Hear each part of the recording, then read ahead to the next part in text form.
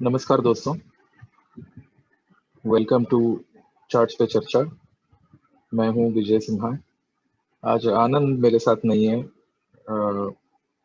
माफ करना, पिछले 2 हफ्तों से हम चर्चा वीडियोस अपलोड नहीं कर पा रहे थे। आनंद और उसके कुछ फैमिली मेंबर्स कोविड पॉजिटिव पाए गए थे, so they are all taking care, medication and they are resting.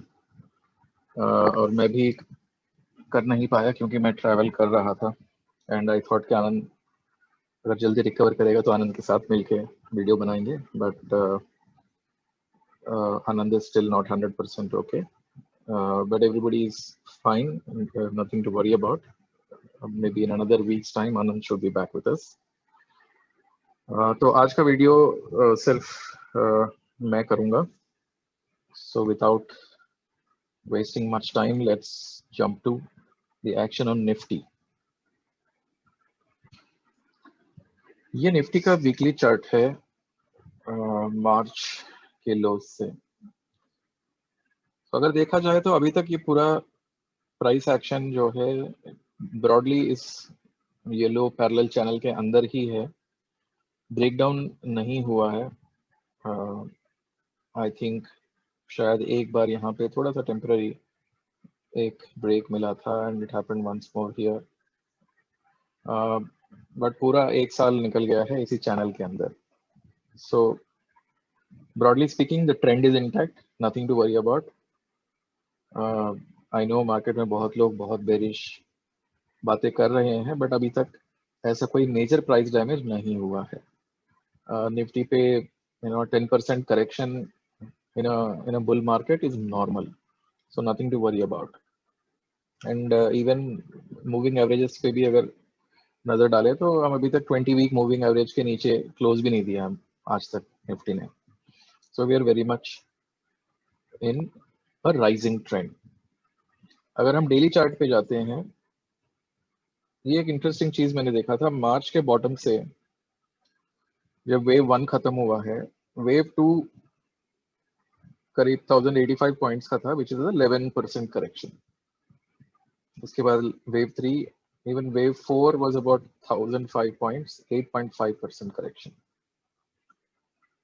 उसके बाद फिफ्थ खत्म हो गया हमारा जनवरी 2021 में. उसके बाद जो छोटा सा ABC करेक्शन जो आया है, इसको मैं मेजर लेवल 1 और 2 मानता हूँ. मतलब अगर ये बहुत बड़े लेवल का वेव 4 था मार्च का बॉटम, तो वहां से हमने 1 2 3 4 5 एक लेवल का इम्पल्स वेव हमने जनवरी में फिनिश कर दिया है. वहां से जो करेक्शन हुआ था that was a small ABC correction. Another way to look at it is maybe this was just an A, this was a B, जहाँ पे B वेव A वेव से लंबा था, जो इरेगुलर फ्लैट बोलते हैं, वो एक पॉसिबिलिटी है. मैंने परसेंटेज वाइज में प्लॉट करके नहीं देखा है, बट आई थिंक रफली this could be may be herding 25% of this down move. इधर वे अगर ये करेक्शन अगर A है और ये B है, तो ये हम C के अंदर ये पूरा टाइम वेस्ट हो रहा है. That is one way to look at it. The other way to look at it is कि ABC यहाँ पे बड़े लेवल का वेव 2 खत्म हो गया है. This correction was again 1060 points, 7% correction. So if you just go back, more or less same type of correction, 1085, 1005, 1060, 50-60 point बहुत ज्यादा मायने नहीं रखते हैं इस लेवल में. So if this is wave 2 finished, this was definitely an impulse wave. Internally हम count कर सकते हैं. उसके बाद wave A down, wave B up, इसको हम WXY भी गिन सकते हैं. Again, this was 1165 points, 7.5%. So very much a repeating trend. 7%, 8.5%. यहाँ ज़्यादा deep correction था.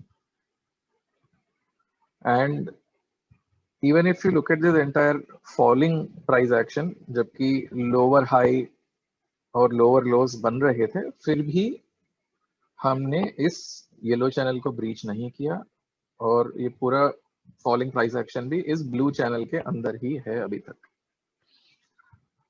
और रही बात पिछले दो हफ्तों का एक्शन का, इफ यू सी प्राइस ने 50 डे मूविंग एवरेज के ऊपर ही बंद किया है फ्राइडे के दिन, थर्सडे के दिन भी 50 डे के ऊपर ही बंद हुआ है। In fact it went above the 40 day moving average, but नीचे क्लोजिंग दिया है। But overall we are not in a very ultra bearish kind of phase. अब आगे क्या होगा is a question on everybody's mind. Yes, this particular pattern doesn't look very confidence inspiring. अगर हम इसको आवरली में जाते हैं, इस बॉटम से एक इम्पल्स यहाँ तक खत्म हो गया है, 1 2 3 4 5, ये एक ABC है। अब ये अगेन एक इम्पल्स वेव है या नहीं, वो इतना क्लियर नहीं है। सो इवन अज्यूमिंग कि एक और डाउन लेग बाकी है, अगर ऐसा पॉसिबिलिटी भी है तो हमें ज्यादा डरने की जरूरत नहीं है, because I think this channel should hold. तो हो सकता है कि आने वाला हफ्ता थोड़ा टाइम और वेस्ट हो, 1-2 दिन का, उसके बाद ट्रेंड क्लियर हो जाएगा। I am betting on the upside because there is no breakage in the trend, the uptrend. Nifty slowly but surely is climbing up. I will worry only if this channel breaks, and I will really worry only if this level of 13,595 breaks.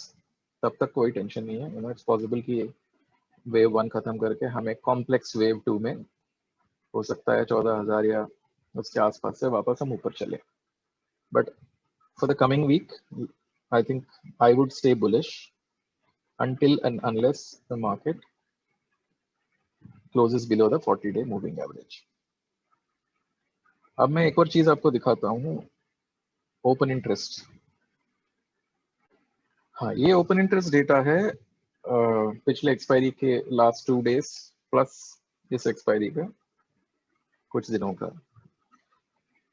मार्च में कुछ दिनों तक लगातार down trend बना रहा, but अगर आप देखोगे 30th मार्च को